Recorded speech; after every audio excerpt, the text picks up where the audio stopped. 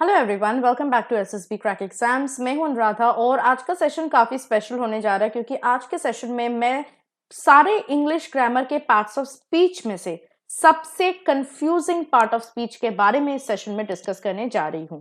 जी हाँ, बच्चों को ज़्यादातर नाउन्स, प्रोनाउंस, वर्ब्स, एडजेक्टिव्स ये सारे इजी लगते हैं, लेकिन जिस पार्ट ऑफ स्पीच का उनको सबसे ज़्यादा डर होता है that is none other than adverb itself.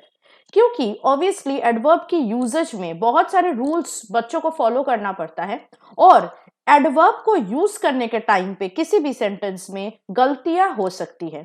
तो किस तरह की गलतियां हो सकती है, किस तरह की गलतियां आपको अवॉइड करनी होगी while you are using adverb in a sentence, आज ये सारी चीजें हम इस पर्टिकुलर सेशन में जानेंगे। इसके साथ साथ मैं आपको रूल्स भी बताऊंगी एग्जाम्पल्स के साथ, ताकि आपको क्लैरिटी आ जाए towards the very and of the session how to use adverbs properly and grammatically correct manner in a particular sentence, which as a defense aspirant all of you should know about. But as usual, before looking into these errors, let us first know what is an adverb. Adverb होता क्या है? Adverb एक part of speech है और ये एक ऐसा word है या phrase है जो डिस्क्राइब करता है। नाउ एडजेक्टिव जैसे एक नाउन या प्रोनाउन को डिस्क्राइब करता है, एडवर्ब डिस्क्राइब करता है एक वर्ब को, एक एडजेक्टिव को, एक एडवर्ब को, अनदर एडवर्ब को, या फिर कभी कभी द कंप्लीट सेंटेंस और अ वर्ड ग्रुप। और इसके साथ साथ वो हमें बताते हैं about the place, time, circumstance, manner, cause, degree and so on. For example कुछ एग्जाम्पल देख लेते हैं। How can an adverb qualify a verb? He sings loudly. वो कैसे गाता है? बहुत जोर से। So loudly here is an adverb because it is qualifying the verb sings. I talked to a very tall man this morning. बहुत ही ज्यादा लंबे इंसान के साथ मैंने आज सुबह बात किया। तो यहाँ पे जो very है ये adjective tall को, सिर्फ tall नहीं, बहुत tall, very tall, यहाँ पे tall adjective को qualify कर रहा है, इसीलिए very यहाँ पे हो गया हमारा adverb. Similarly, The movie ended too quickly. बहुत ही जल्दी मूवी खत्म हो गया। यहाँ पे quickly is an adverb itself क्योंकि ये खत्म को, end को हमें justify कर रहा है, describe कर रहा है। कितना जल्दी खत्म हुआ? बहुत जल्दी खत्म हो गया। So quickly is an adverb और ये बहुत जल्दी हुआ। So to here is an adverb also because it is qualifying another adverb quickly. कभी कभी एज आई सेड ये एक होल सेंटेंस को भी क्वालिफाई कर सकता है, जैसे fortunately I had brought an umbrella. Okay, thankfully, fortunately मैंने एक अम्ब्रेला लिया था। सो यहाँ पे फॉर्चुनेटली हमारे इस पूरे सेंटेंस को क्वालिफाई कर रहा है, इसलिए fortunately is an adverb as well. अब हम यहाँ पे देखते हैं बहुत टाइप्स, बहुत काइंड्स के एडवर्ब्स होते हैं, जैसे adverb of manner, adverb of place, adverb of frequency, adverb of time, adverb of degree और एडवर्ब ऑफ पर्पस। अब इन काइंड्स ऑफ एडवर्ब्स को कैसे पता करें? आपको सेंटेंस में जो वर्ब है, एडजेक्टिव है या और एक एडवर्ब है, उनसे कुछ सवाल पूछना पड़ेगा। इनको हम कहते हैं मैजिक क्वेश्चंस, और जो आंसर आपको मिलेगा उसके अकॉर्डिंगली आपको ये आइडेंटिफाई करना पड़ेगा कि कौन सा एडवर्ब है ये। जैसे अगर आप वर्ब को हाउ से क्वेश्चन पूछते हो तो आपको जो वर्ड्स मिलेंगे, जो आंसर्स मिलेंगे, वो एडवर्ब ऑफ मैनर होगा। जैसे he sings loudly, how does he sing? Loudly. तो यहाँ पे लाउडली हो गया adverb of manner. Similarly silently, calmly, obediently, swiftly, hurriedly, carelessly, foolishly, powerfully, they are all adverb of manner. Similarly अगर आप place से वर्ब पूछते हो, where are you going? I am going outside, तो आउटसाइड हो जाएगा आपका adverb of place. Similarly inside, in between, in the garden, by the object, below, off, towards are all adverb of place. Similarly frequency के लिए आपको question पूछना है with या ऑफ से। For example, how often Do you visit your parents? I visit my parents always. तो यहाँ पे always हो जाएगा frequency, adverb of frequency. Similarly, often, usually, occasionally, seldom, hardly, normally, sometimes, these are all adverbs of frequency. अगर आप at what से सवाल पूछते हो, at what time, okay, will you come back home? And you say I come back home before afternoon. So यहाँ पे before हो जाएगा adverb of time. Similarly, already, ago, soon, lately, tomorrow, tonight, then, now are all adverbs of time. Degree के लिए आपको पूछना पड़ेगा how much. For example, how much money do you have? I have enough money.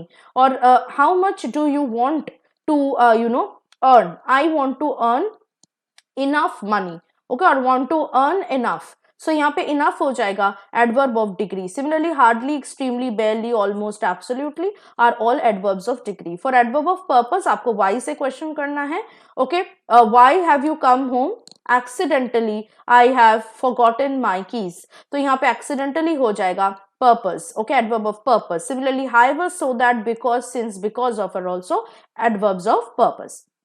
Now इनके बारे में in detail आपको पता करने के लिए हमारे कोर्सेज को सब्सक्राइब करना पड़ेगा, जिसमें हमने इन सारे एडवर्ब, काइंड्स ऑफ एडवर्ब्स को डिटेल में आपको एक्सप्लेन किया है विद प्रॉपर एग्जांपल्स. अब हम आगे बढ़ते हैं और रूल्स की तरफ जाते हैं, जिस रूल से हमें ये पता लग सकता है कि एक सेंटेंस में कहाँ पे एडवर्ब गलत वे में यूज हुआ है और कहाँ पे हमें कौन से रूल को फॉलो करते हुए करेक्ट यूजेज जो है अब उपयोग करना है. तो फर्स्ट ऑफ ऑल, वेरी जो है एक एडवर्ब है और ये वेरी जो है एक प्रेजेंट पार्टिसिपल के साथ यूज होता है. प्रेजेंट पार्टिसिपल क्या है? बेसिकली वर्ब प्लस आईएनजी है, जो कि जिससे पहले हेल्पिंग वर्ब नहीं आता है. For example, if I say I am going to school, तो यहाँ पे गोइंग वर्ब प्लस आईएनजी है, लेकिन ये प्रेजेंट पार्टिसिपल जो है वो नहीं है, क्योंकि इससे पहले एम आ रहा है which is a helping verb. तो प्रेजेंट पार्टिसिपल बेसिकली जिरांड्स को कहा जाता है, जो कि एक एडजेक्टिव की तरह यूज हो रहा है सेंटेंस में. For example, it is a very interesting picture. यहाँ पे देखिए इंटरेस्टिंग वर्ब प्लस आईएनजी, तो ये एक प्रेजेंट पार्टिसिपल है, इससे पहले कोई भी हेल्पिंग वर्ब यूज नहीं हो रहा है. और इन टाइप के वर्ड से पहले आप वेरी यूज कर सकते हैं, बिकॉज हियर ये किस तरह का पिक्चर है? Interesting picture. यहाँ पे इंटरेस्टिंग एक एडजेक्टिव की तरह यूज हो रहा है, तो इसके वर्ड्स के पहले आप वेरी यूज कर सकते हैं. Like it's a very interesting place, it's a very interesting picture. Very adjective के साथ एडवर्ब के साथ यूज हो सकता है इन पॉजिटिव डिग्री. ये कभी भी कंपैरेटिव या सुपरलेटिव डिग्री में यूज नहीं होगा.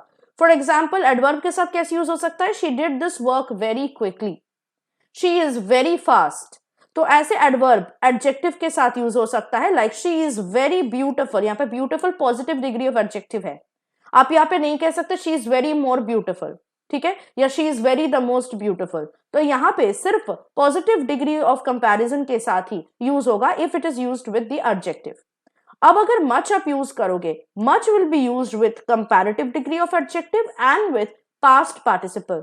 जैसे you can say she is much wiser than her mother. Wiser here is an adjective in comparative degree, so इससे पहले आप मच यूज करोगे. यहाँ पे आप नहीं यूज कर सकते she is very wiser. Similarly, ये एक पास्ट पार्टिसिपल से भी पहले यूज होता है, जैसे I was much exhausted in the evening. Past participle है ये, वॉज के साथ V3 फॉर्म यूज हुआ है, पास्ट पार्टिसिपल फॉर्म एग्जॉस्टेड. इससे पहले मच आप यूज कर सकते हैं. अगेन आप यहाँ पे वेरी यूज नहीं कर सकते. You can not say I was very exhausted this evening. Okay, next rule, so के साथ हमेशा दैट यूज होता है और TOO के साथ TO2 यूज होता है. ये आपको रूल पता है. So you can say she is so poor that she can not study further, और you can say she is too poor to study further. Enough के साथ, इनफ जो है एक वर्ड है जो एडजेक्टिव और एडवर्ब दोनों फॉर्म में ही सेम रहते हैं. Now if it is used as an adverb, it is always placed after the adjective it modifies. जिस भी एडजेक्टिव को इनफ मॉडिफाई कर रहा है, उस एडजेक्टिव के बाद यूज होगा एज एन एडवर्ब. अगर इनफ एडजेक्टिव के जैसा यूज हो रहा है, तो ये हमेशा नाउन से पहले यूज होगा, just like any other adjectives. देख लेते हैं, अगर ये एडवर्ब की तरह यूज हुआ तो एग्जाम्पल देखते हैं. She is wise enough to allow her son to go. Wise is adjective, wise enough. Enough is an adverb here which is describing the adjective wise, and it is used after the adjective here. So you can see enough has been rightly used. You cannot say she is enough wise to allow her son to go, फिर वो गलत हो जाएगा. Now अगर ये adjective की तरह use होता है तो उस noun से पहले यूज होगा जिस noun को वो क्वालिफाई करेगा. So you will say he has enough money to spend. Money is a noun here. इस money को ये word enough मॉडिफाई कर रहा है, तो इनफ यहाँ पे एडजेक्टिव का रोल प्ले कर रहा है. तो यहाँ पे मनी से पहले यूज होगा. He has enough money to spend. You can not say he has money enough to spend, फिर वो इनकरेक्ट होगा. नेक्स्ट, अब ये बहुत इंपॉर्टेंट है, यहाँ पे हम लोग रादर का यूज जो है वो अच्छे से क्लैरिफाई कर लेंगे, देख लेंगे, क्योंकि बहुत डिफेंस एस्पिरेंट्स को रादर के यूज को लेके बहुत सारे क्वेश्चंस है. तो after looking into this rules of rather you can know where to use rather and where not to. Rather adverb of degree की तरह यूज होता है, मतलब fairly, quite, pretty. For example if I say she is fairly pretty, she is fairly beautiful, ठीक है, बहुत खूबसूरत नहीं है पर ठीक है, मोटा मोटी, okay, she is fairly beautiful, she is quite beautiful. इससे जैसा ही आप बोल सकते हो शी इज रादर ब्यूटिफुल और she is rather intelligent. Adverb of degree जैसे यूज होगा वैसे रादर यूज हो सकता है। रादर एक नाउन से पहले भी यूज हो सकता है। For example it is rather a nuisance, nuisance here is a noun. तो इससे पहले आप रादर यूज कर सकते हो। ना अगर उस नाउन से पहले आप कोई आर्टिकल यूज कर रहे हो तो हमेशा उस नाउन से पहले आर्टिकल होगा, मतलब उस केस में rather plus any articles like A and the आएगा और उसके बाद जो है नाउन आएगा। Now if rather is used before an adjective, उस केस में को कहीं पे भी ये आर्टिकल आ सकता है। जैसे it is a rather good step, यहां पे देख सकते हो step is a noun, good is adjective और रादर यूज हुआ है, तो यहाँ पे आर्टिकल अ रादर से पहले भी आ सकता है, रादर के बाद में भी आ सकता है। So you can say it is a rather good step और you can also say it is rather a good step. यहाँ पे ये चलेगा, पर नाउन से पहले हमेशा आर्टिकल यूज करना पड़ेगा अगर कोई एडजेक्टिव नहीं है तो। रादर प्रेफरेंस को समझाने के लिए भी यूज किया जाता है, उस केस में हम इस फॉर्म में रादर को यूज करेंगे, would rather, had rather, rather than. For example you can say she would rather drive than take the train, वो ड्राइव करने के लिए प्रेफर करती है rather than going and boarding the train, train चढ़ने से ज्यादा वो क्या प्रेफर करती है, ड्राइव करना। So she would rather drive than take the train. Okay, next rule पे चलते हैं, again very important rule, too as well also. ये वर्ड्स आप इंटरचेंजेबली यूज कर सकते हो और ये तीनों words besides, in addition to, affirmative sentences के हिसाब में यूज होता है, ठीक है, कभी भी ये नेगेटिव में यूज नहीं होगा, too as well and also. There is only one exception, also कभी भी सेंटेंस के लास्ट में यूज नहीं होगा। जैसे यहां पे देख लीजिए, you can say she plays the piano and the harmonium as well, you can say she plays the piano and the harmonium too, but you cannot say she plays the piano and the harmonium also. Okay, you can however say she plays the piano and also the harmonium, ऐसे आप बोल सकते हो। Similarly you cannot say she found her bag and money also, आप बोल सकते हो she found her bag and also money, या फिर she found her bag and money as well, या फिर आप बोल सकते हो she found her bag and money too। तो ऑल्सो कभी भी सेंटेंस के लास्ट में नहीं आएगा, बाकी आप एज वेल, टू वगैरह यूज कर सकते हो और हमेशा ये तीनों शब्द जो है एफर्मेटिव सेंटेंसेस में यूज होगा, नेगेटिव सेंटेंस में यूज नहीं होगा। नेक्स्ट वेरी इंपॉर्टेंट, जब भी आपको एल्स दिखे सेंटेंस में उसके साथ हमेशा बट यूज करना है और अदर और अदरवाइज के साथ दैन, रादर के साथ भी आपको दैन यूज करना है, ठीक है। जैसे एग्जाम्पल देख लेते हैं, it is nothing else but sheer madness, else के साथ बट यूज हुआ, you can not say it is nothing else than sheer madness, फिर वो गलत हो जाएगा। Similarly you have to say he had no other alternative than to stay here, you can not say he had no other alternative but to stay here, गलत होगा। Similarly the characters acted otherwise than planned, you can not say the characters acted otherwise but planned. Okay, तो इन चीजों में, इन words के लिए आपको ध्यान रखना है कौन से वर्ड्स आपको यूज करना पड़ेगा। Okay, this is very important, ठीक है। एफर्मेटिव और नेगेटिव सेंटेंसेस में आपको so plus auxiliary plus subject या neither plus auxiliary plus subject कैसे यूज करना है। ये दोनों फॉर्म्स आप तभी यूज करोगे जब दोनों सब्जेक्ट्स ही, चाहे वो इंसान हो चाहे वो थिंग्स हो, एक ही काम कर रहा हो, एक ही एक्शन में है, इन्वॉल्व हो। जैसे अगर मैं ये कहना चाहती हूं कि उसने भी प्राइज जीता और उसके बहन ने भी प्राइज जीता, तो आप इसको कैसे लिखोगे, you will say she won the prize and so did her sister, क्योंकि दोनों ने एक ही चीज किया है, क्या किया है, प्राइज जीता है। सो यहां पे सो आएगा, उसके बाद ऑक्सिलियरी वर्ब यानी हेल्पिंग वर्ब आएगा।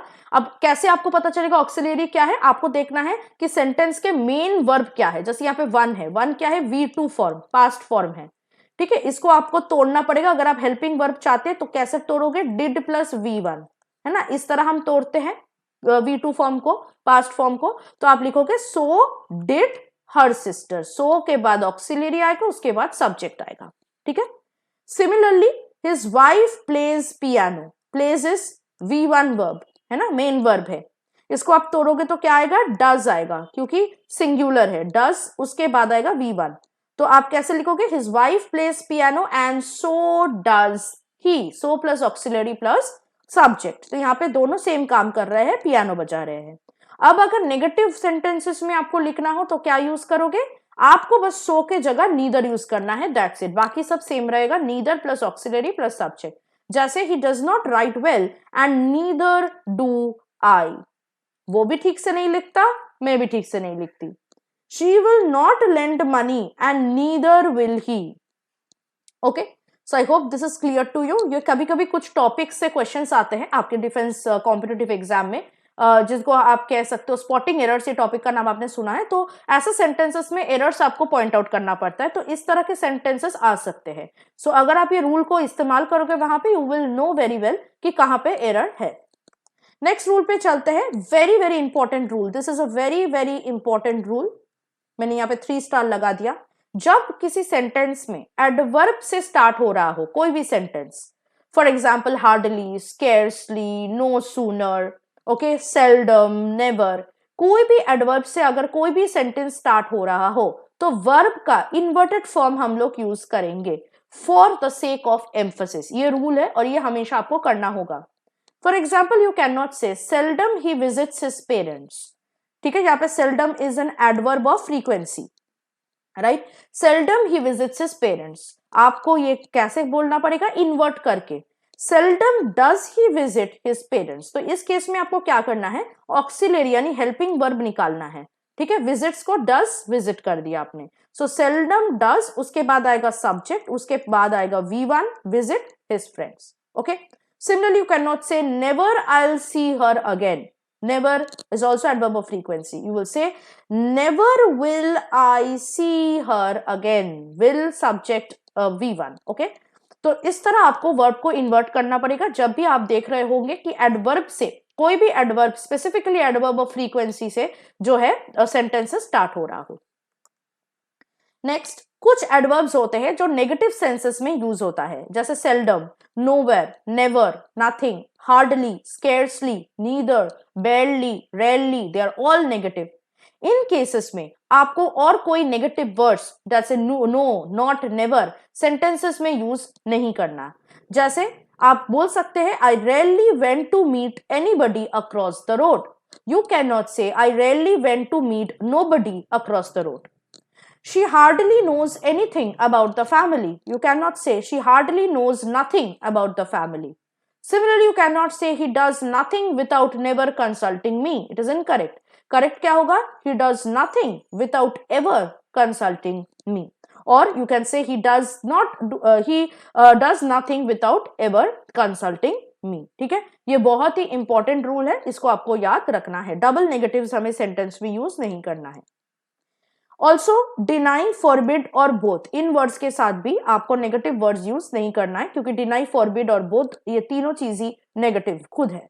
जैसे यू कैन नॉट से she denied okay that she had not given him books, that will be incorrect. It will be correct to say she denied that she had given him books.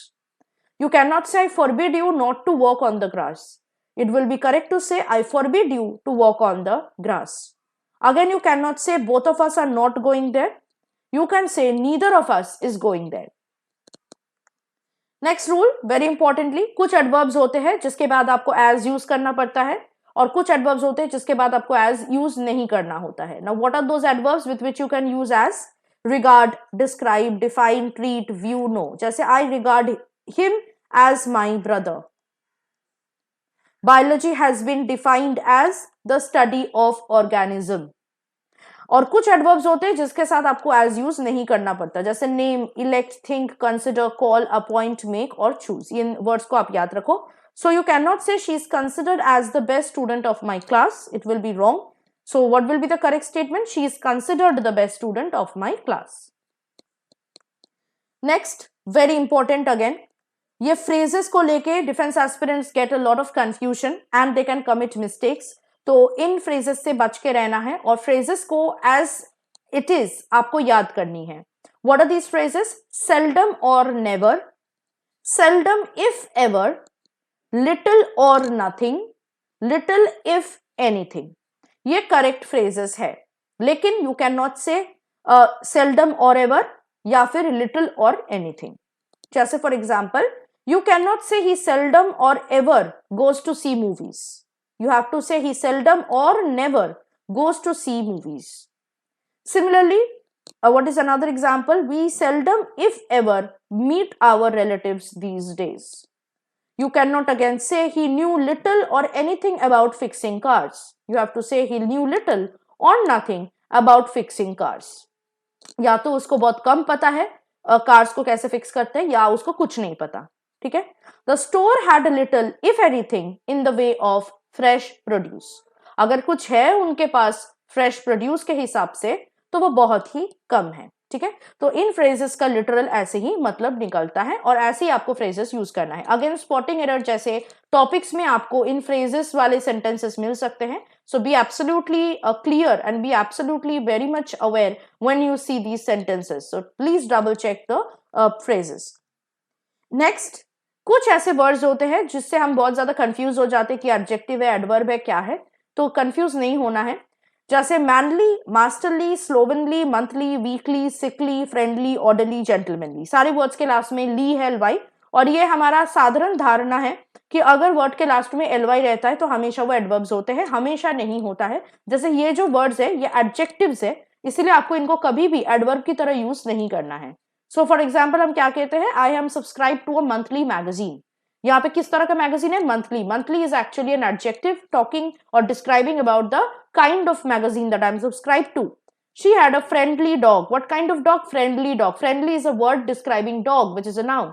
So friendly is an adjective here. तो इनको कभी भी आपको adverb की तरह use नहीं करना है, even if they are ending with ly. Similarly, यहाँ पे कुछ clarity मैं आपको दे देती हूँ. Coward, miser, niggard, they are nouns. For example, a coward knows no honor. Cowardly, miserly, niggardly, they are adjectives. For example, I had a cowardly dog. Okay? His father is a miserly man. Now, how will you use them in adverbs then? ये भी ly से ही खत्म हो रहा है ना, लेकिन ये तो adjectives है. तो इनको आपको यूज करने के लिए in a cowardly manner, in a miserly fashion, in a niggardly manner ऐसे यूज करना पड़ेगा. So, you can say he ran away from the danger in a cowardly manner. तो या कैसे भागा? कावर्ड के जैसा, कावर्डली फैशन में भागा. तो इन अ कावर्डली मैनर हो जाएगा adverb here. Okay, so please be absolutely beware about using these words, how they are used in the sentences. Next, again there are some words which are used both as an adjective and an adverb and they will not add any ly to them to get converted into an adverb. इनका form same रहता है, adjective हो या adverb हो. जैसे fast, straight, outright, direct, hard, hardly, late, light, high, safe, quite. कुछ examples ले लेते हैं. जैसे fast, you can say he owns a fast car. यहाँ पे जो फास्ट है ये एक एडजेक्टिव है क्योंकि नाउन कार को डिस्क्राइब कर रहा है. किस तरह का car? Fast car. Fast is an adjective here. But if he says he drives fast, वो कैसे ड्राइव कर रहा है? Fast. So drive is a verb here. Fast is describing the verb drive, तो here fast is an adverb. Similarly late ले लेते हैं. He is a late learner. किस तरह का लर्नर है? Late learner. Learner is noun here. Late is describing the learner, noun. So therefore late is an adjective. But if you say he comes late to school every day, कैसे आता है वो school? Late आता है. तो comes here is a verb and late is qualifying the verb comes here. So late here is an adverb. Similarly, outright word से देख लेते हैं. Outright rejection of my plan disappointed me. किस तरह का rejection? Outright. Rejection is noun. So outright here is an adjective. But if you say she rejected my application outright, तो यहाँ पे outright किस तरह reject किया उन्होंने? Outright reject किया. तो reject is a verb here and outright is describing the verb rejected. So here outright is an adverb. तो इन वर्ड्स जो है एडजेक्टिव और एडवर्ब में सेम रहेगा, इनका फॉर्म कोई भी चेंज नहीं होगा. So be absolutely again very much aware when you are using these words and make sure that you are using them correctly. Now अब हम यहाँ पे देख लेंगे कि एडवर्ब्स को यूज कैसे करेंगे सेंटेंसेस में. जैसे कभी भी एक एडवर्ब को एक वर्ब और उनके ऑब्जेक्ट के बीच में प्लेस नहीं करना है.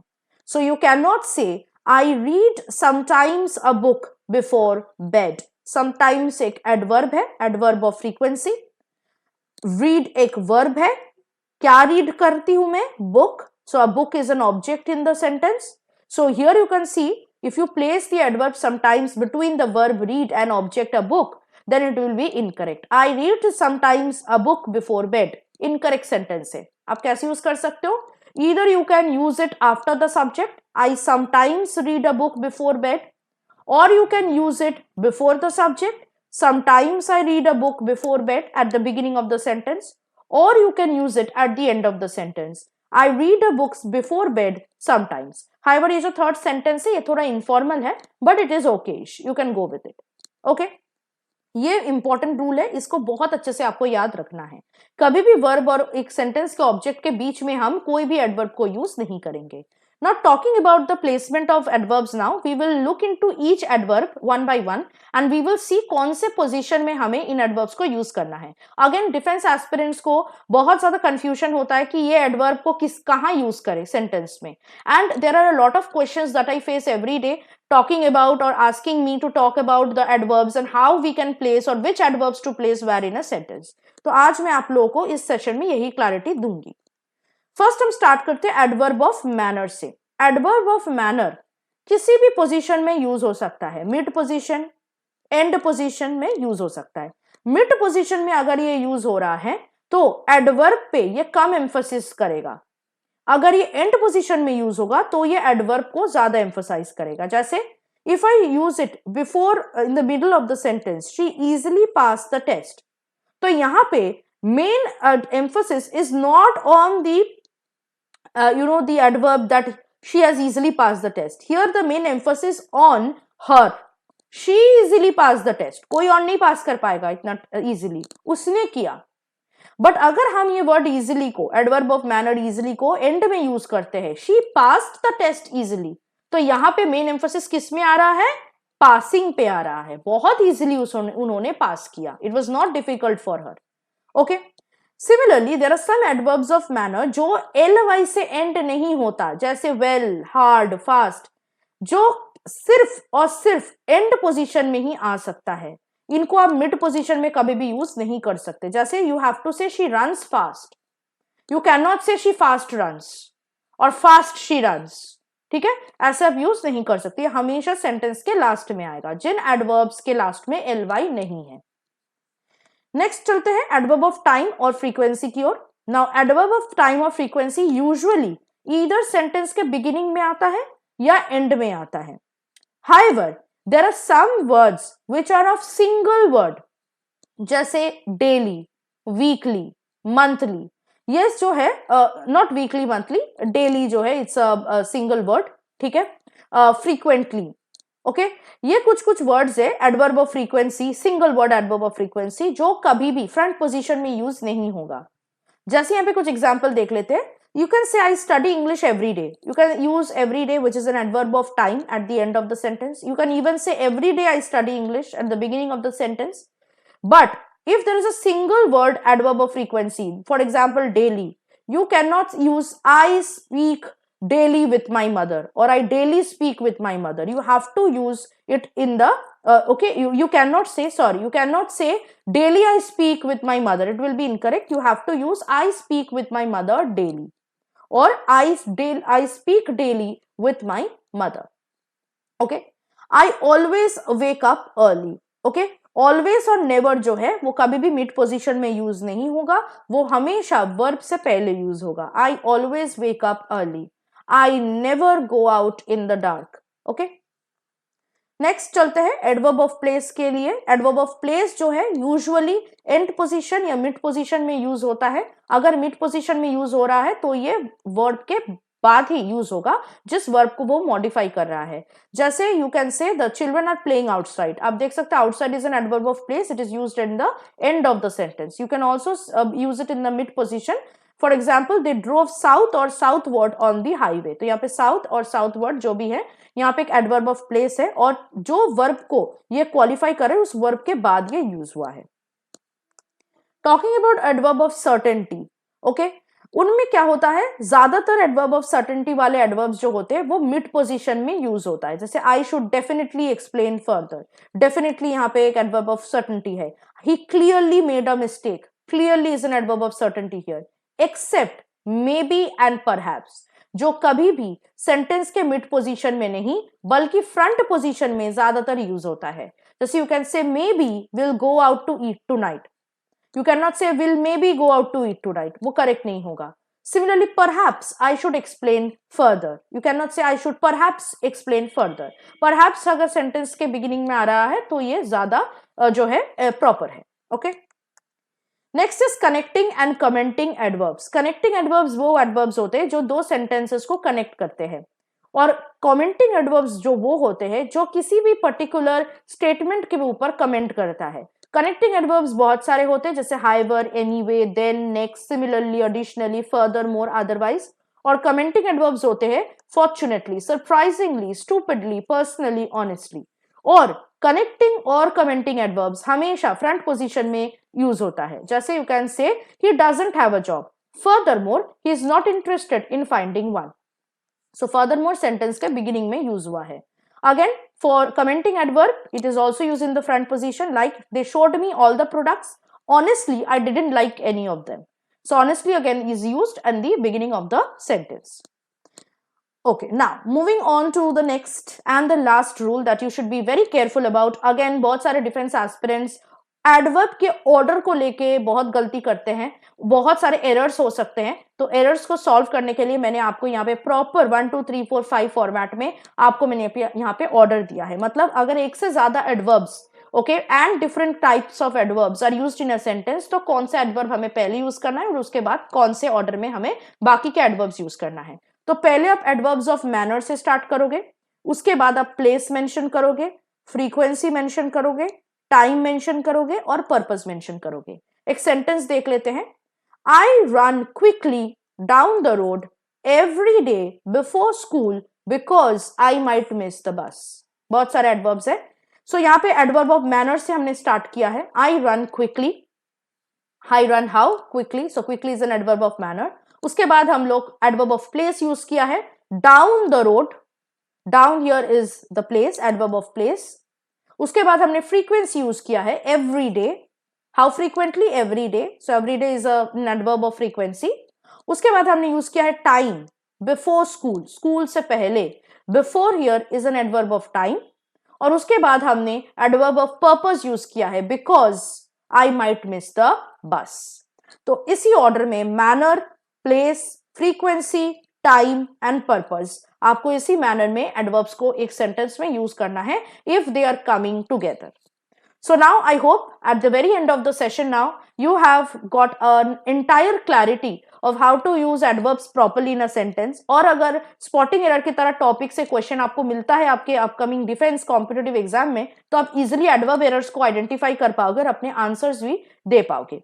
ऐसे ही टिप्स, ट्रिक्स और अपने अपकमिंग एग्जाम की गाइडेंस के लिए आप हमारे लाइव क्लासेस को ज्वाइन कर सकते हैं, जो कि एनडीएस, सीडीएस और एफकेट 1 2024 एग्जाम के लिए हमने कंडक्ट किया है और अभी हर रोज चलता रहता है ये live classes.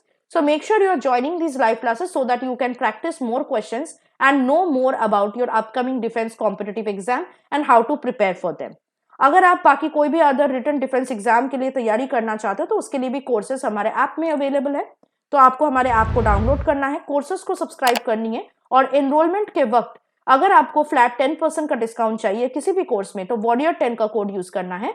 So I hope that the session was quite helpful and clarifying for you. I will see you very soon with another important session for your upcoming defense competitive exam related to your English subject. Till then, stay tuned with us and always stay positive and motivated. जय हिंद। अगर आप एक defence aspirant हैं और SSB interview, NDA, CDS, एफकेट जैसे exams के लिए prepare कर रहे हैं तो आप एसएसबी क्रैक एग्जाम्स के कोर्स को चेक करना ना भूलें। आप हमारी लर्निंग एप्लीकेशन को गूगल प्ले स्टोर से भी डाउनलोड कर सकते हैं।